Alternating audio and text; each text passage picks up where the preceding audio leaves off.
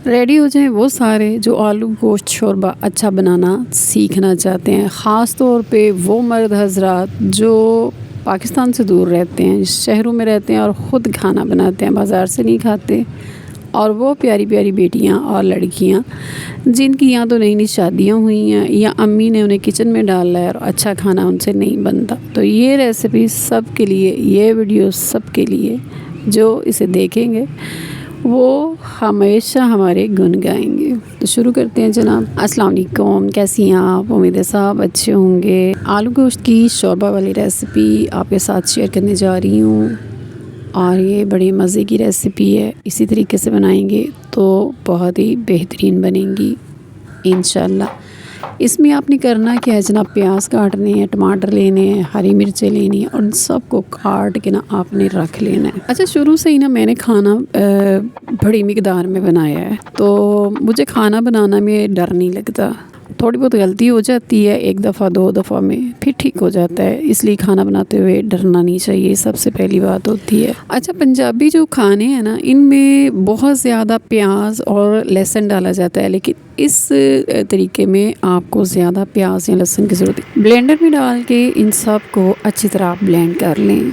ये सारी ब्लेंड की हुई चीज़ें आप रख लें और ऑयल डालें कढ़ाई में या बर्तन में, और इसके अंदर आपने सबसे पहले चिकन फ्राई करना है। चिकन को आपने अच्छी तरह बगैर किसी नमक मिर्च मसाले के आपने फ्राई कर लेना है और फिर इसके अंदर वो आपका ब्लेंड शुदा जो मसाला है वो आपने डाल देना है। हर चीज़ मेहनत मांगती है, तवज्जो मांगती है। अगर आप मेहनत से तवज्जो से बनाएंगे तो बहुत ही अच्छी तरह आपकी हांडिया बनेंगी। इसकी भुनाई करें। जब आप भुनाई करते हैं ना और घर में ऐसे खुशबू फैलती है तो पता चलता है कुछ बन रहा है। इसी तरीके से आप बनाएंगे तो पता चलेगा कि आज घर में कुछ बन रहा है।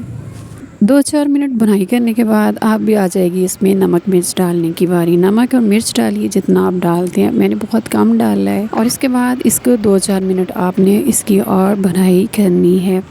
याद रखिएगा, सालन भुनाई करने से ही अच्छा बनेगा। अच्छा, 1 चम्मच के करीब चिकन टिक्का मसाला आपने इसमें डालना है। इससे आपके खाने का जो जायका है वो बहुत अच्छा हो जाएगा। अच्छा, अब ना तो आपको प्याज़ों का ख़तरा होगा कि शोरबा बन जाएगा के ऊपर प्याज तैर रहे होंगे, आपको टमाटर का जो पेस्ट होता है या छिलका होता है वो नज़र आएगा। अच्छा, आलू डालें इसके अंदर और आलू के साथ आपने इस पानी डालना है शोरबा बनाने के लिए। और पानी इतना डालना है कि आपके आलू जो हैं उसके अंदर आ जाए, डूब जाएं और थोड़ा सा पानी बच जाए, थोड़ा सा शोरबा बच जाए।